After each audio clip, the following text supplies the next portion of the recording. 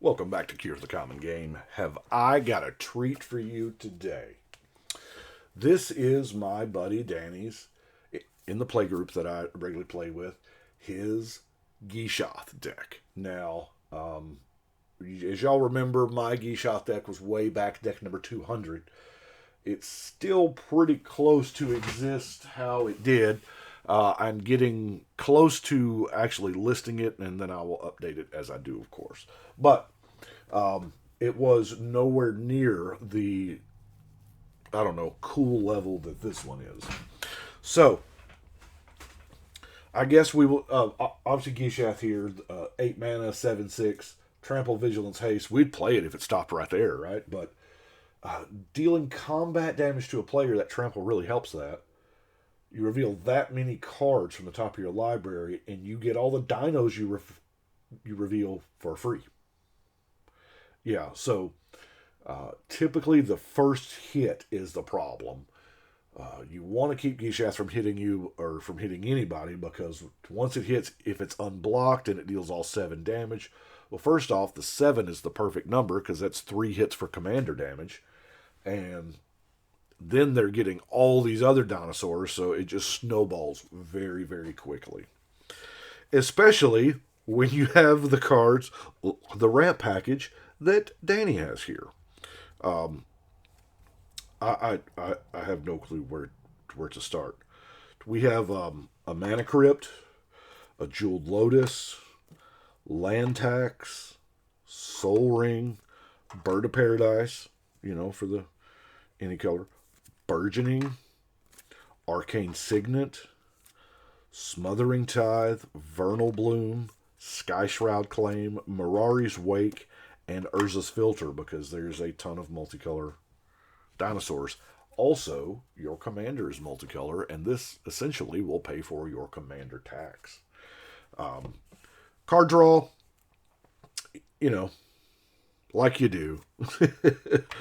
Worldly Tutor, Miri's Guile, Wild Pair. Wild Pair is because this is whenever a creature enters the battlefield. So here's the beautiful part: if you have, and it's on curve with Gish. Oh, it's so disgusting. So if Gishath brings free dinosaurs out, then it'll trigger each one of those dinosaurs will trigger Wild Pair, which can bring even more out. It's ridiculous. Call the Wild. Obviously, it's a creature heavy deck. Ripjaw Raptor is a dino, but also when it's dealt damage, hey, draw that card. So let's look at some dinos, shall we? This is kind of the who's who of awesome dinosaurs that Trapjaw Tyrant, Burning Sun's Avatar, Wakening Sun's Avatar, Stampeding Horncrest. Haste as long as you control another diner. I guarantee you, it's because that one's foil. Thundering Spineback, which is the amazing dinosaur champion that, Regisaur Alpha, Wayward Swordtooth, Itali, because, why not? That's just card advantage on a 6/6 body for 6. Okay. Raging Swordsmith, Kanjali Sunwing, Rampaging Ferocidon. Ruben Bressler would be proud of you, Danny. Justice for Ferocidon. Polyraptor. Ooh, see, Polyraptor, my mind gets going too much with it, and I want to do weird stuff that'll always result in infinite loops and game ins and ends in a draw and whatever. But Goring Ceratops, Rampaging Brontodon, Momentum Rumbler, Zakama. I hear Zakama's pretty good. Deathgore Scavenger, Silverclad Ferocidon. Now this is an enraged trigger right here. Ooh. Yadaro, Thrash of Raptors. Tagalta's pretty good, right? Colossal Dreadmaw, because you couldn't not put it in. They printed it 1,000 times in a year. Maybe a slight exaggeration, I get it. And of course, the Carnage Tyrant. So those are the dinos. There are 3 cards here that are not dinos. We have a Zoologist, which, if you're lucky enough to get it paired with the Miri's Guile, hey. We have Anger, Because, yeah, having a mountain is generally not an issue. So, and you can just about always, even if you have to cast your incarnations, you can just about always get somebody to kill them. And, if you're not lucky enough to be able to discard them or whatever. But, yeah, having all dinos have haste, that's scary. And then one of the more beautiful Eternal Witnesses. I remember when Danny pulled this. Ah, such a beautiful card. As they say, the full Monty, the foil extended art. Then we have a random collection of cards before we get to the removal. Door of Destinies is a beautiful tribal card, but not for all tribes.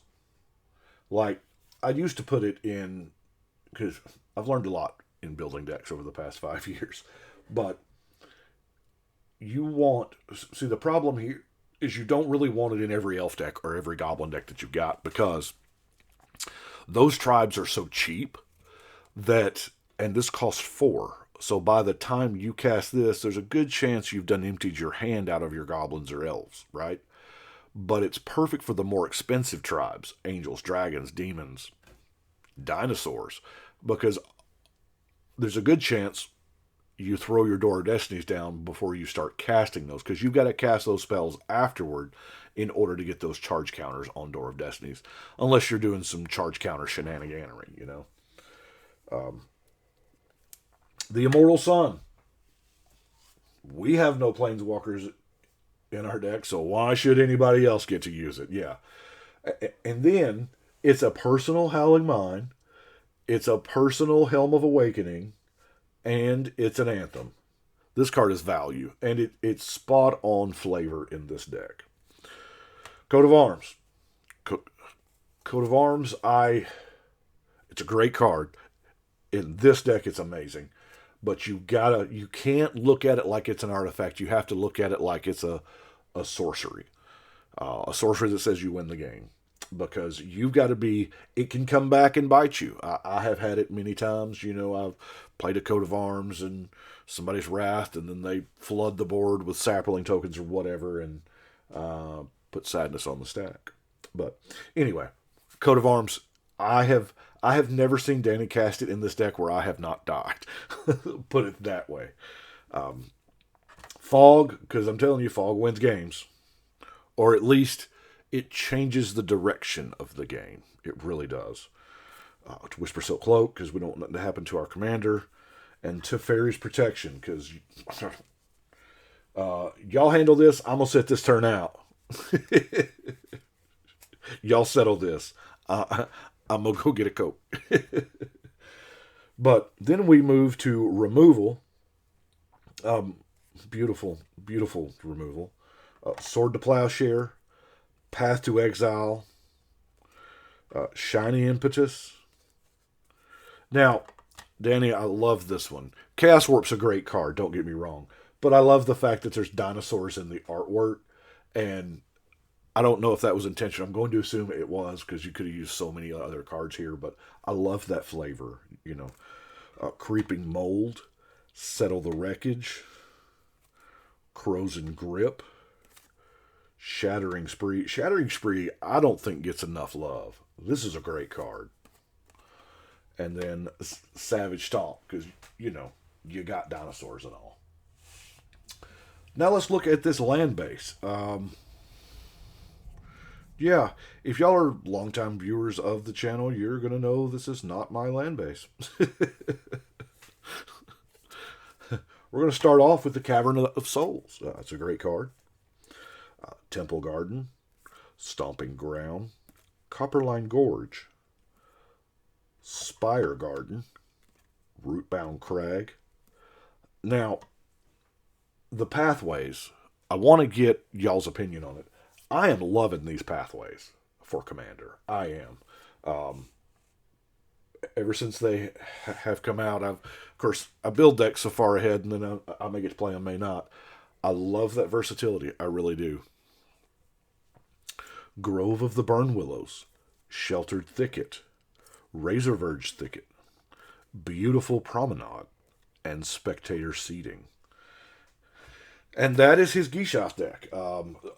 there is one card slot he's got open, and he wanted me to say, hey, what are we missing? Because this is, as I understand it, I think this is an early version of the deck.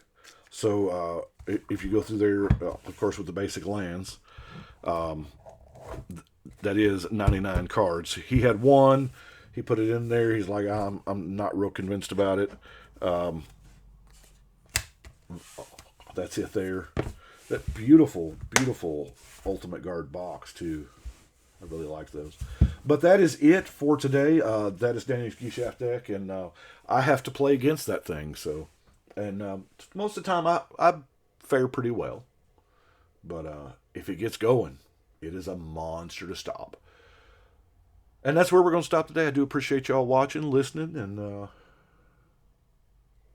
we're going to go ahead and shuffle and cut.